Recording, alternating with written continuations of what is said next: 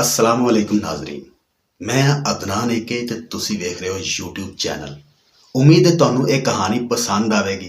ਜੇ ਤੁਹਾਨੂੰ ਇਹ ਕਹਾਣੀ ਪਸੰਦ ਆਵੇ ਤੇ ਪਲੀਜ਼ ਇਹਨੂੰ ਲਾਈਕ ਕਰਿਆ ਜੇ ਤੇ ਮੇਰੇ ਚੈਨਲ ਨੂੰ ਸਬਸਕ੍ਰਾਈਬ ਕਰਿਆ ਜੇ ਤਾਂ ਕਿ ਆਉਣ ਵਾਲੀਆਂ ਇਸ ਤਰ੍ਹਾਂ ਦੀਆਂ ਮਜ਼ੀਦ ਮਜ਼ੇਦਾਰ ਵੀਡੀਓ ਤੁਹਾਨੂੰ ਮਿਲ ਸਕਣ।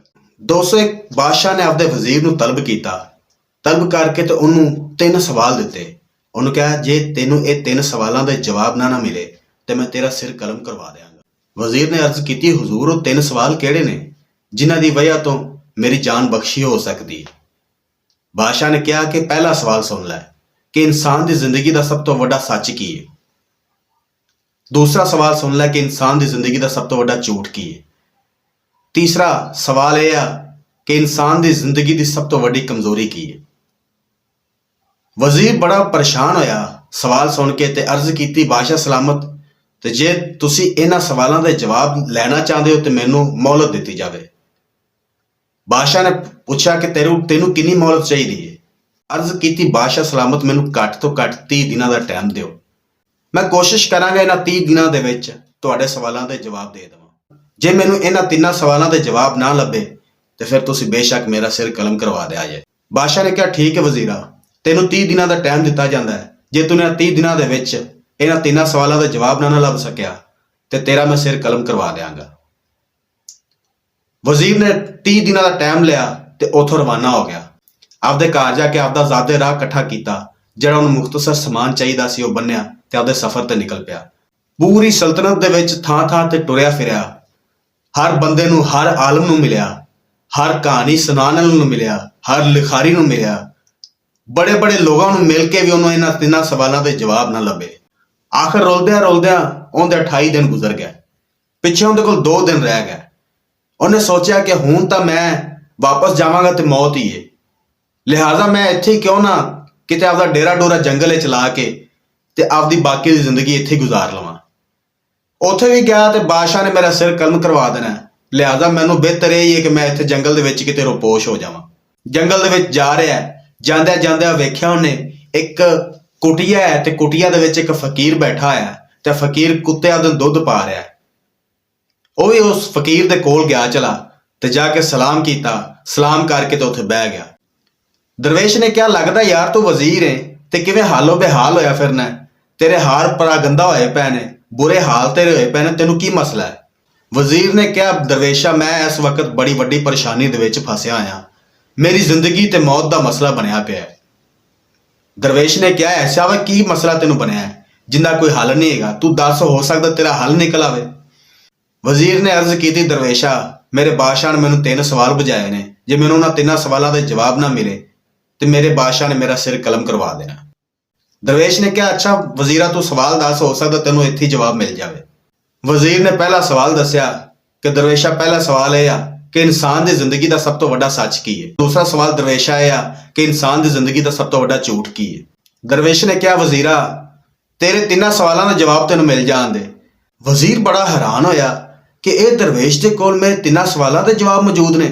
ਦਰਵੇਸ਼ ਨੇ ਕਿਹਾ ਵਜ਼ੀਰਾ ਤੇਰੇ ਪਹਿਲੇ 2 ਸਵਾਲਾਂ ਦਾ ਜਵਾਬ ਤਾਂ ਮੈਂ ਤੈਨੂੰ ਵੈਸੇ ਹੀ ਦੇ ਦਿਆਂਗਾ, ਲੇਕਿਨ ਤੇਰੇ ਆਖਰੀ ਸਵਾਲ ਵਾਸਤੇ ਮੈਂ ਇੱਕ ਸ਼ਰਤ ਰੱਖਾਂਗਾ।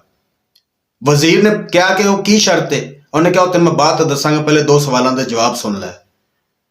ਉਹਨੇ ਕਿਹਾ ਪਹਿਲਾ ਸਵਾਲ ਤੇਰਾ ਕੀ ਸੀ।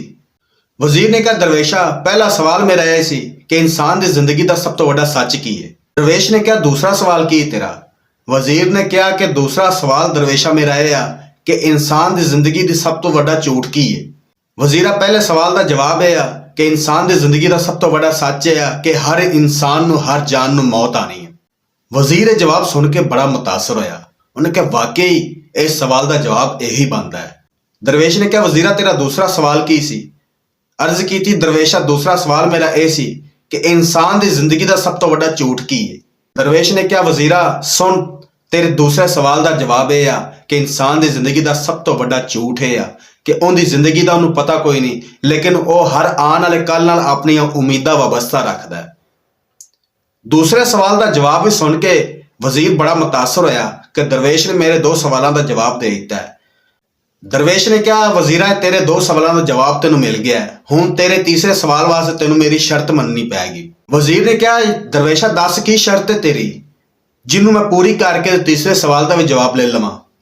ਦਰਵੇਸ਼ ਨੇ ਕਿਹਾ, ਤੀਸਰੇ ਸਵਾਲ ਦਾ ਜਵਾਬ ਲੈਣ ਵਾਸਤੇ ਵਜ਼ੀਰਾ ਤੈਨੂੰ ਇਹ ਕੁੱਤੇ ਦਾ ਝੂਠਾ ਦੁੱਧ ਪੀਣਾ ਪੈਣਾ ਹੈ। ਵਜ਼ੀਰ ਇਹ ਸ਼ਰਤ ਸੁਣ ਕੇ ਬੜਾ ਹੈਰਾਨ ਤੇ ਪਰੇਸ਼ਾਨ ਹੋਇਆ ਕਿ ਯਾਰ ਮੈਨੂੰ ਇੱਕ ਸਵਾਲ ਦਾ ਜਵਾਬ ਲੈਣ ਵਾਸਤੇ ਇਹ ਕੁੱਤੇ ਦਾ ਝੂਠਾ ਪੀਣਾ ਪੈਣਾ ਹੈ। ਵਜ਼ੀਰ ਨੇ ਕਿਹਾ, ਯਾਰ ਤੂੰ ਕੋਈ ਸ਼ਰਤ ਹੋਰ ਰੱਖ ਲੈ, ਮੈਨੂੰ ਐਡੇ ਔਖੇ ਕੰਮ ਵਿੱਚ ਨਾ ਪਾ। ਦਰਵੇਸ਼ ਨੇ ਕਿਹਾ, ਜੇ ਤੈਨੂੰ ਤੀਸਰੇ ਸਵਾਲ ਦਾ ਜਵਾਬ ਚਾਹੀਦਾ ਹੈ ਤੇ ਤੈਨੂੰ ਇਹ ਸ਼ਰਤ ਮੰਨਣੀ ਪੈਗੀ, ਨਹੀਂ ਤਾਂ ਤੂੰ ਆਪਦੇ 2 ਸਵਾਲਾਂ ਦੇ ਜਿਹੜੇ ਤੈਨੂੰ ਜਵਾਬ ਮਿਲ ਗਏ ਨੇ ਉਹ ਲੈ ਕੇ ਟੁਰ ਜਾ। ਵਜ਼ੀਰ ਨੇ ਸੋਚਿਆ ਕਿ ਯਾਰ ਮੈਂ ਤੀਸਰੇ ਸਵਾਲ ਦਾ ਜਵਾਬ ਨਾ ਲੈ ਕੇ ਗਿਆ ਤੇ ਬਾਦਸ਼ਾਹ ਨੇ ਮੇਰਾ ਸਿਰ ਕਲਮ ਕਰਵਾ ਦੇਣਾ ਹੈ, ਤੇ ਲਿਹਾਜ਼ਾ ਮੈਂ ਇਹਦੀ ਇਹ ਸ਼ਰਤ ਪੂਰੀ ਕਰਕੇ ਤੀਸਰੇ ਸਵਾਲ ਦਾ ਜਵਾਬ ਹੀ ਲੈ ਲਵਾਂ। ਵਜ਼ੀਰ ਨੇ ਅੱਖਾਂ ਬੰਦ ਕਰਕੇ ਕੁੱਤੇ ਦਾ ਝੂਠਾ ਦੁੱਧ ਵਾਲਾ ਪਿਆਲਾ ਮੂੰਹ ਨਾਲ ਲਾ ਕੇ ਸਾਰਾ ਦੁੱਧ ਗਟਾ-ਗਟ ਪੀ ਗਿਆ। ਪੀਣ ਤੋਂ ਬਾਅਦ ਉਹਨੇ ਕਿਹਾ, ਲੈ ਫਕੀਰਾ, ਤੇਰੀ ਸ਼ਰਤ ਮੈਂ ਪੂਰੀ ਕਰ ਦਿੱਤੀ, ਹੁਣ ਮੈਨੂੰ ਮੇਰੇ ਸਵਾਲ ਦਾ ਜਵਾਬ ਦੇ ਦੇ। ਦਰਵੇਸ਼ ਨੇ ਕਿਹਾ, ਸੁਣ ਲੈ ਵਜ਼ੀਰਾ, ਤੇਰੇ ਤੀਸਰੇ ਸਵਾਲ ਦਾ ਜਵਾਬ ਇਹ ਆ ਕਿ ਇਨਸਾਨ ਦੀ ਸਭ ਤੋਂ ਵੱਡੀ ਕਮਜ਼ੋਰੀ ਇਹ ਆ ਕਿ ਉਹਨੂੰ ਛੋਟੀ ਜੀ ਗਰਜ਼ ਵੀ ਹੋਵੇ ਤੇ ਉਹਨੂੰ ਕੁੱਤੇ ਦਾ ਝੂਠਾ ਦੁੱਧ ਪੀਣ ਤੇ ਮਜਬੂਰ ਕਰ ਦਿੰਦੀ ਹੈ। ਵਜ਼ੀਰ ਇਹਨਾਂ 3 ਸਵਾਲਾਂ ਦੇ ਜਵਾਬ ਲੈ ਕੇ ਵਾਪਸ ਪਲਟਿਆ। ਵਾਪਸ ਪਲਟ ਕੇ ਜਾ ਕੇ ਬਾਦਸ਼ਾਹ ਨੂੰ ਦੱਸੇ ਸਵਾਲਾਂ ਦੇ ਜਵਾਬ ਜਾ ਕੇ। ਜਦੋਂ ਬਾਦਸ਼ਾਹ ਨੇ ਇਹਨਾਂ 3 ਸਵਾਲਾਂ ਦੇ ਜਵਾਬ ਸੁਣੇ ਤੇ ਬਾਦਸ਼ਾਹ ਨੇ ਕਿਹਾ, ਇਹ ਤੈਨੂੰ ਇੱਕ ਬੰਦਾ ਹੀ ਇਹਨਾਂ ਸਵਾਲਾਂ ਦੇ ਜਵਾਬ ਦੇ ਸਕਦਾ ਸੀ, ਹੋਰ ਮੇਰੀ ਰਿਆਸਤ ਵਿੱਚ ਕੋਈ ਐਸਾ ਬੰਦਾ ਨਹੀਂ ਜਿਹੜਾ ਤੈਨੂੰ ਇਹਨਾਂ ਦੇ ਜਵਾਬ ਦੇ ਸਕਦਾ ਹੋਵੇ। ਵਜ਼ੀਰ ਬੜਾ ਹੈਰਾਨ ਹੋਇਆ ਕਿ ਬਾਦਸ਼ਾਹ ਨੂੰ ਕਿਵੇਂ ਪਤਾ ਹੈ ਕਿ ਇੱਕ ਬੰਦਾ ਹੀ ਮੈਨੂੰ ਸਿਰਫ ਇਹਨਾਂ ਸਵਾਲਾਂ ਦਾ ਜਵਾਬ ਦੇ ਸਕਦਾ ਹੈ। ਬਾਦਸ਼ਾਹ ਨੇ ਕਿਹਾ, ਜਿਵੇਂ ਤੂੰ ਮੇਰਾ ਵਜ਼ੀਰ ਹੈ ਨਾ, ਐਵੇਂ ਮੇਰਾ ਪਹਿਲੇ ਤੇਰੇ ਤੋਂ ਇੱਕ ਵਜ਼ੀਰ ਸੀ ਜਿਹਨੂੰ ਮੈਂ 3 ਬੁਝਾਰਤਾਂ ਪਾਈਆਂ ਸੀ ਤੇ ਉਹ ਇਹਨਾਂ ਦੇ ਜਵਾਬ ਲੱਭ ਕੇ ਲਿਆ ਸੀ ਇੱਕ ਦਰਵੇਸ਼ ਕੋਲੋਂ, ਤੇ ਉਸਨੇ ਤਾਂ ਉਹਨੇ ਵਜ਼ਾਰਤ ਤੋਂ ਅਸਤੀਫਾ ਦਿੱਤਾ। ਅਸਤੀਫਾ ਦੇ ਕੇ ਤੇ ਉਹ ਹੁਣ ਇੱਕ ਜੰਗਲ ਦੇ ਵਿੱਚ ਆਪਦਾ ਡੇਰਾ ਲਾ ਕੇ ਬੈਠਾ ਹੋਇਆ।